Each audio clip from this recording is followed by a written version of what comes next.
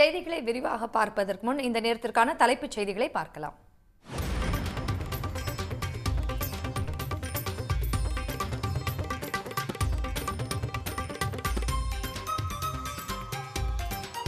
மக்களவை தொகுதிகள் எண்ணிக்கையை மேலும் 30 ஆண்டுகள் நீட்டிக்க வலியுறுத்தல். பிரதமர் மோடி நாடாளுமன்றத்தில் உறுதியளிக்க வேண்டும் என அனைத்துக் கட்சி கூட்டத்தில் தீர்மானம். தற்போது நாடாளுமன்றத்தின் இரு வகைகளிலும் மாநிலங்களுக்கிடையே எந்த விகிதத்தில் தொகுதிகள் எண்ணிக்கை உள்ளனவோ அதே விகிதத்தில் தமிழ்நாடு உள்ளிட்ட தென் மாநில தொகுதிகள் எண்ணிக்கையை உயர்த்துவதற்கு தேவையான அரசியல் சட்ட திருத்தத்தை மேற்கொள்ள வேண்டும் என ஒன்றிய அரசை இந்த அனைத்துக் கட்சி கூட்டம் வலியுறுத்துகிறது.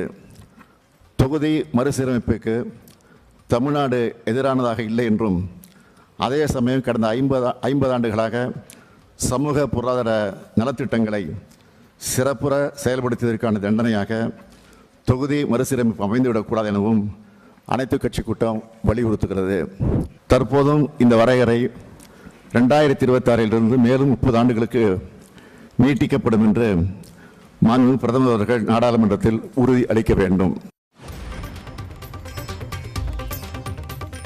நாடாளுமன்றத்தில் தமிழ்நாட்டின் விகிதாச்சாரம் 7.2% என்பதில் மாற்றம் கூடாது. தென் மாநில முதலமைச்சர்களை மு.க. ஸ்டாலின் சந்தித்து ஆதரவு திரட்ட தலைவர்கள் வலியுறுத்தல்.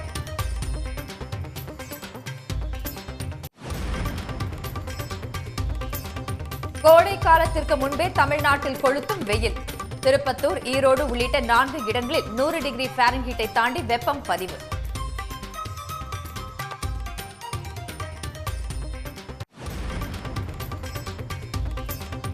தங்கம் விலை சவரனுக்கு 440 ரூபாய் உயர்வு. சென்னையில் ஆபரண தங்கம் சவரன் 64,520 ரூபாய்க்கு விற்பனை.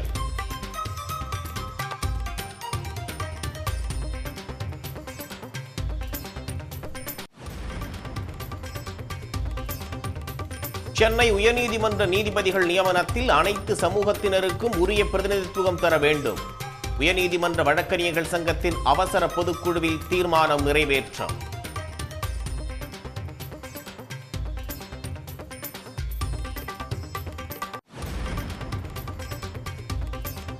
மாநிலங்களவை சீட் விவகாரத்தில் தேமுதிகவை சமாதானப்படுத்த அதிமுக முயற்சி. பிரேமலதாவை தொடர்பு கொண்டு அதிமுக மூத்த நிர்வாகிகள் பேச்சுவார்த்தை.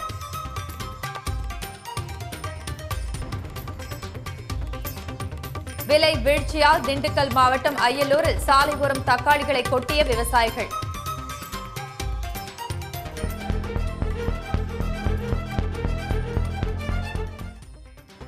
பழனி அருகே உரிய விலை கிடைக்காததால் விவசாயிகள் ஏமாற்றம்.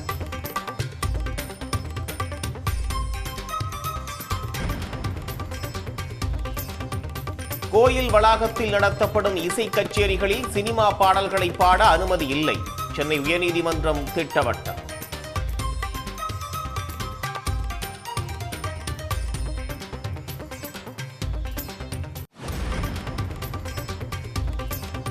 காஷ்மீரின் சோனாமார்கில் கடும் பனிச்சரிவு.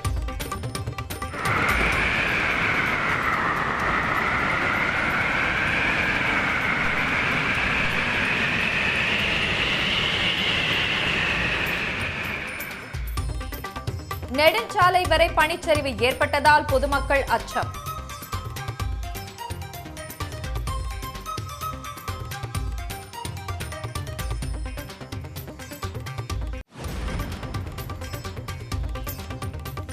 $3,880 கோடி ரூபாயில் கால்நடைகள் நோய் தடுப்பு திட்டத்தை செயல்படுத்த ஒன்றிய அமைச்சரவை ஒப்புதல்.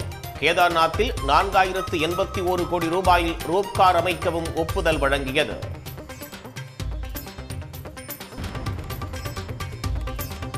ஒருநாள் கிரிக்கெட் போட்டிகளில் இருந்து ஓய்வு பெறுவதாக ஆஸ்திரேலிய வீரர் ஸ்டீவ் ஸ்மித் அறிவிப்பு. சாம்பியன்ஸ் டிராபி போட்டியில் நேற்று தோல்வியடைந்த நிலையில் முடிவு. நாடாளுமன்ற தொகுதி வரையறையை 30 ஆண்டுகள் ஒத்திவைப்பதாக பிரதமர் மோடி நாடாளுமன்றத்தில் உறுதியளிக்க வேண்டும் என்பன உள்ளிட்ட 5 தீர்மானங்கள் அனைத்துக் கட்சி கூட்டத்தில் ஏகமனதாக நிறைவேற்றப்பட்டுள்ளன. அரசியல் வேறுபாடுகளை கடந்து அனைத்துக் கட்சி கூட்டத்தில் பங்கேற்ற கட்சிகளுக்கு முதலமைச்சர் மு.க. ஸ்டாலின் நன்றி தெரிவித்துள்ளார்.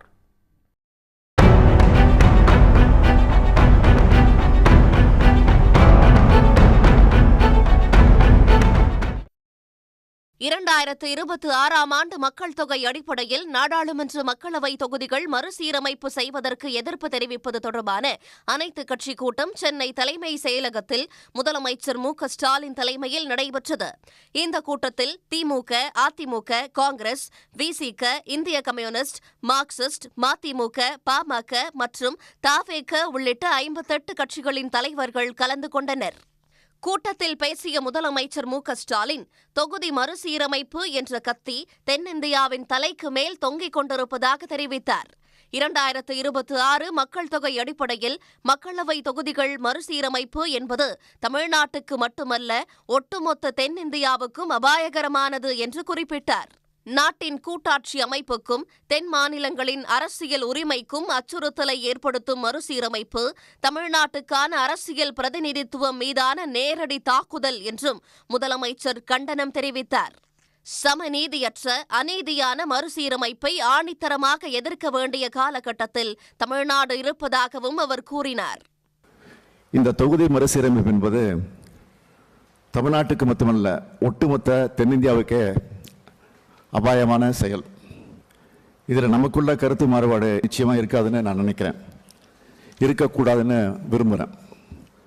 இந்திய நாட்டோட கூட்டாட்சி அமைப்புக்கும் தென் மாநிலங்களோட அரசியல் உரிமைக்கும் இது அச்சுறுத்தலை ஏற்படுத்துது.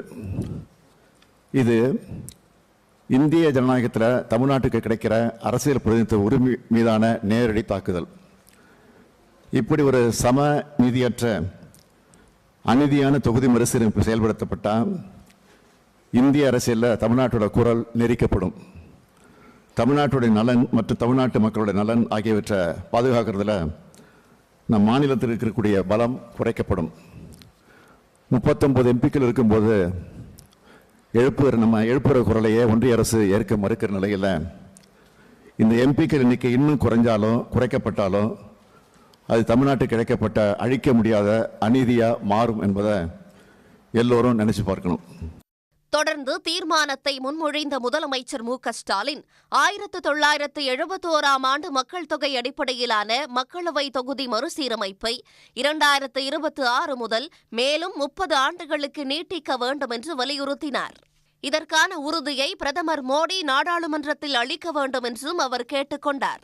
மக்கள் தொகை கட்டுப்பாட்டை அனைத்து மாநிலங்களும் முன்னெடுப்பதை ஊக்குவிக்கும் வகையில் 1971ஆம் ஆண்டு மக்கள் தொகை அடிப்படையிலேயே நாடாளுமன்ற தொகுதிகள் தொடர்ந்து வரையறுக்கப்படும் என்று கடந்த 2000 ஆண்டில் அன்றைய பிரதமர் அவர்கள் உறுதியளித்தவாறு தற்போதும் இந்த வரையறை 2026 மேலும் 30 ஆண்டுகளுக்கு நீட்டிக்கப்படும் என்று மாண்புமிகு பிரதமர் அவர்கள் நாடாளுமன்றத்தில் உறுதி அளிக்க வேண்டும்.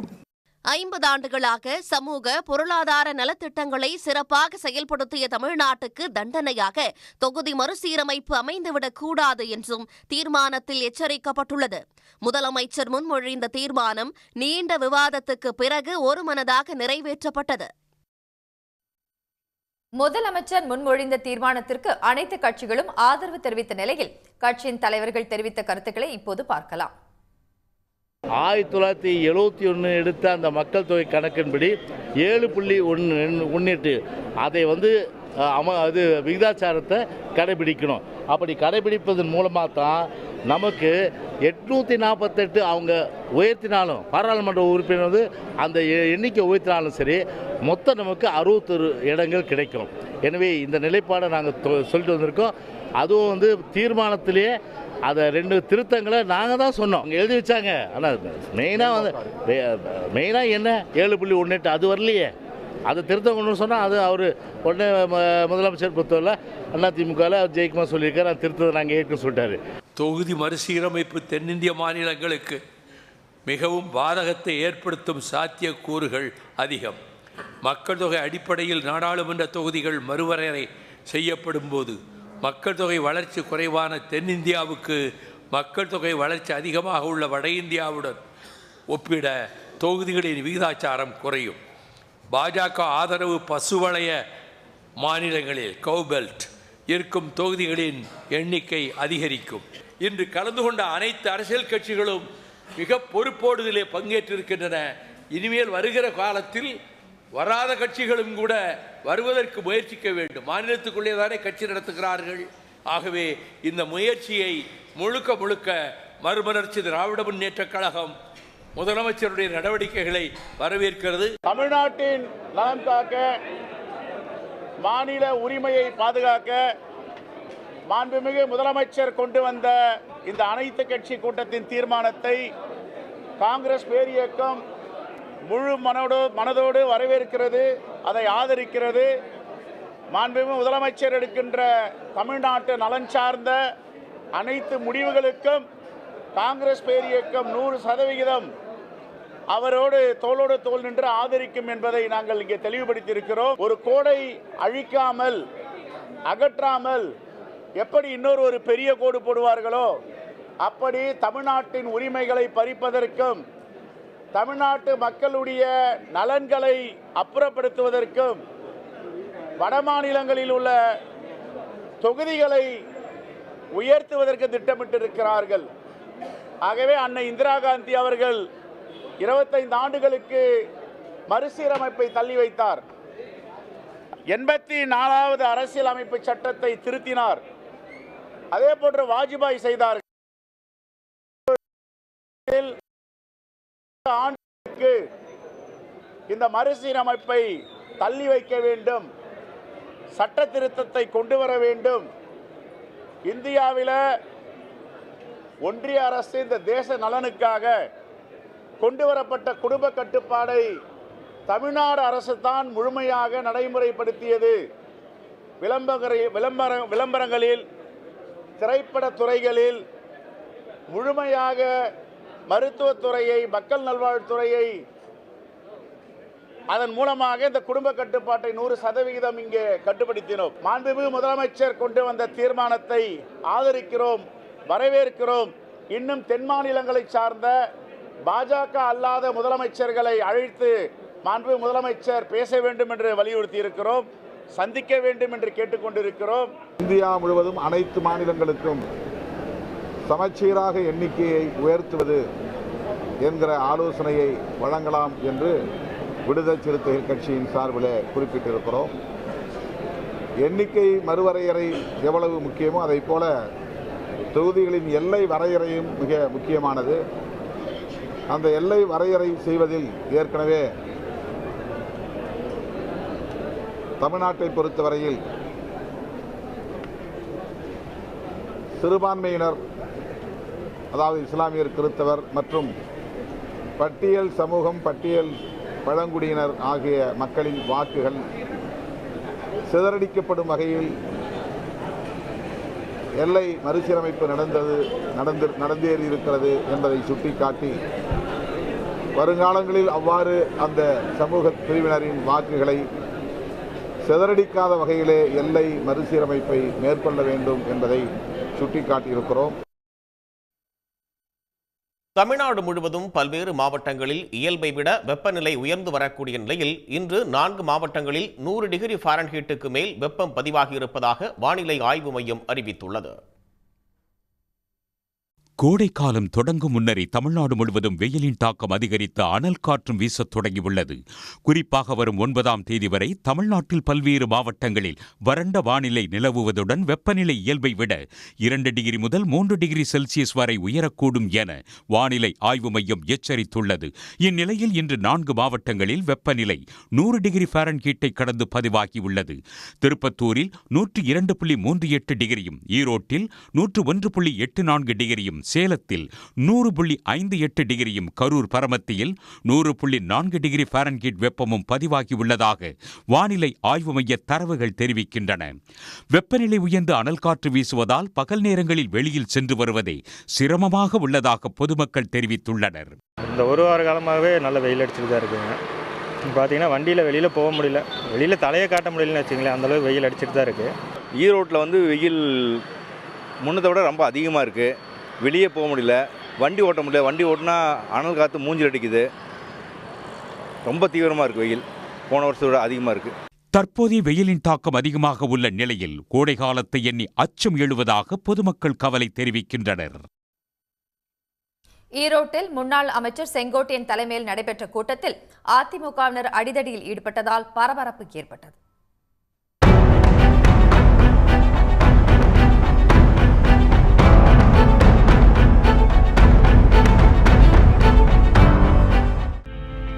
ஈரோடு மாவட்டம் கோபிச்செட்டிப்பாளையத்தில் மேற்கு மாவட்ட அதிமுகவினரின் செயல் வீரர்கள் கூட்டம் செங்கோட்டையன் தலைமையில் நடைபெற்றது.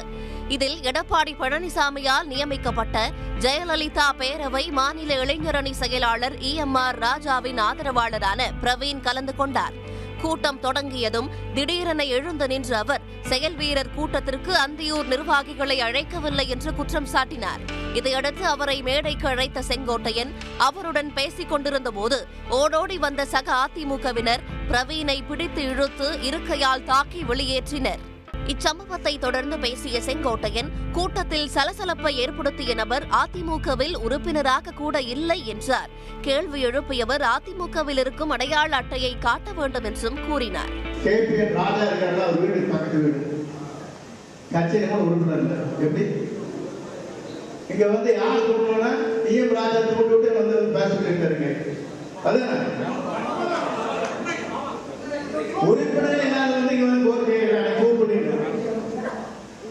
ராஜா பக்கத்தில் இருக்காரு, மாநில பொறுப்பு இருக்காரு, வீட்டுக்கு அழைச்சு விடு. கட்சியில் உறுப்பினர்கள் தேடி இருக்கிறார். நம்ம என்னோட கட்சியில் இல்லாத வந்து எனக்கு கூப்பிடுறது எப்படி கூப்பிடுறது, என்ன பொறுப்பு இருக்குது, இது ஒரு குழப்பத்தை உருவாக்குற ஒரு பணி இருக்காரு. இதனிடையே அதிமுகவினரிடையே ஏற்பட்டுள்ள மோதல் தேர்தலில் மீண்டும் வெற்றி பெறுவோமா என்ற சந்தேகத்தை தொண்டர்களிடையே ஏற்படுத்தி இருப்பதாக அக்கட்சி நிர்வாகி AK செல்வராஜ் என்பவர் தெரிவித்துள்ளார். நம்ம கட்சியினுடைய கட்டமைப்பை சரி செய்யணும். நமக்குள்ள நாம வந்து ஒற்றுமையா இருந்து சிறப்பா பணியாற்றுமையினால் கண்டிப்பாக நம்ம யாரும் எளிதில் வெல்ல முடியாது. ஏற்கனவே உட்கட்சியினர் துரோகத்தால் அந்தியூரில் தோல்வியடைந்ததாக செங்கோட்டையன் கூறியிருந்தார். ராஜா தனக்கு எதிராக செயல்படுவதாக பகிரங்கமாகவே குற்றம் சாட்டினார். தற்போது அவர் தலைமையில் நடந்த கூட்டத்தில் அதிமுகவினர் பகிரங்கமாக கோஷ்டி மோதலில் ஈடுபட்டது இதனை உறுதிப்படுத்தியுள்ளது. முதலமைச்சர் முன்மொழிந்த தொகுதி மறுசீரமைப்பு தொடர்பான தீர்மானத்திற்கு அனைத்து கட்சிகளும் ஆதரவு தெரிவித்த நிலையில் கட்சியின் தலைவர்கள் தெரிவித்த கருத்துக்களை பார்க்கலாம். மெயின் ஸ்ட்ரீம் கட்சிகள் மாத்திரமல்ல, பதிவு செய்யப்பட்டிருக்கக்கூடிய கட்சிகள், சட்டமன்றத்தில் இடம்பெற்றிருக்கக்கூடிய கட்சிகள் மாத்திரமல்ல, ஏறத்தாழ 60க்கும் மேற்பட்டிருக்கக்கூடிய கட்சிகள் அனைத்து பேரையும் ஒன்றாக அழைத்து இதில் கட்சி வித்தியாசம் செய்யாமல் ஆளுங்கட்சி கூட்டணியில் இருக்கக்கூடியவர்கள், ஆளுங்கட்சி கூட்டணியில் இல்லாதவர்கள், அரசியல் ரீதியாக எதிரணியில் இருக்கிறவர்கள் என்கின்ற பாரபட்சங்களாக இல்லாமல் அனைவருக்கும் முறையாக அழைப்பு அனுப்பப்பட்டு அனைவருடைய பிரதிநிதிகளும் இங்கே வந்து அவர்கள் அனைவரும் ஒருமனதாக இந்த தீர்மானத்தை நிறைவேற்றியிருக்கிறார்கள் என்பதிலிருந்தே இதில் வந்து எந்த விதமான அரசியல் உள்நோக்கமும் கிடையாது. இது முழுக்க முழுக்க தமிழ்நாட்டின் உரிமை சார்ந்து நம் தமிழ் மக்களினுடைய நலன் சார்ந்து மாநிலத்தினுடைய நலனையும் உரிமையும் காக்கக்கூடிய வகையிலேயே இந்த தீர்மானம் இயற்றப்பட்டிருக்கிறது. அதன் காரணமாகவே அத்தனை பேரும் இதை ஒருமனதாக வரவேற்றுள்ளார். கோவையில் நடைபெற்ற கூட்டத்தில் மத்திய உள்துறை அமைச்சர் அமித்ஷா அவர்கள் தமிழ்நாட்டுக்கு தொகுதிகள் எண்ணிக்கை குறையாது என்று மட்டும் அவர் சொல்லி சென்றிருக்கிறார். இங்கே குறையாது, வட இந்திய மாநிலங்களை அதிகரிக்க என்பதுதான் அதுக்கு அர்த்தம். இப்படி தனிப்பட்ட முறையில் தன்னிச்சையாக உள்துறை அமைச்சர் அறிவித்திருப்பது வன்மையான கண்டனத்துக்குரியது. இது ஒரு அகில இந்திய அளவிலான பிரச்சனை. அதன் மீது பாஜக ஆளுங்கட்சி என்கிற முறையிலேயும் தனி பெரும்பான்மை இருக்கிறது என்கிற முறையிலேயும் தன்னிச்சையாக முடிவெடுப்பதை மார்க்சிஸ்ட் கம்யூனிஸ்ட் கட்சி எதிர்க்கிறது. ஆகவே தான் அனைத்து கட்சி கூட்டத்தை நடத்தி இதன் மீது முடிவெடுக்க வேண்டும் என்பதை நாங்கள் வற்புறுத்தியிருக்கிறோம். எக்காரணம் கொண்டும் எந்த ஒரு மாநிலத்தினுடைய தொகுதி எண்ணிக்கை குறைவதையும் மார்க்சிஸ்ட் கம்யூனிஸ்ட் கட்சி ஏற்கவில்லை. இந்த மத்திய அரசுடைய இந்த நடவடிக்கையினால் பாதிக்கப்படக்கூடிய மாநில முதல்வர்களுடைய உச்சி மாநாட்டை மாண்புமிகு தமிழக முதல்வர் அவர்களை தலைமையேற்று நடத்த வேண்டும். இரண்டாவது, மக்கள் தொகை அடிப்படையில் இல்லாமல் 20 அல்லது 25% என்ற அடிப்படையில் எல்லா மாநிலங்களுக்கும் ஒரே சீராக தொகுதிகளுடைய எண்ணிக்கையை உயர்த்த வேண்டும்.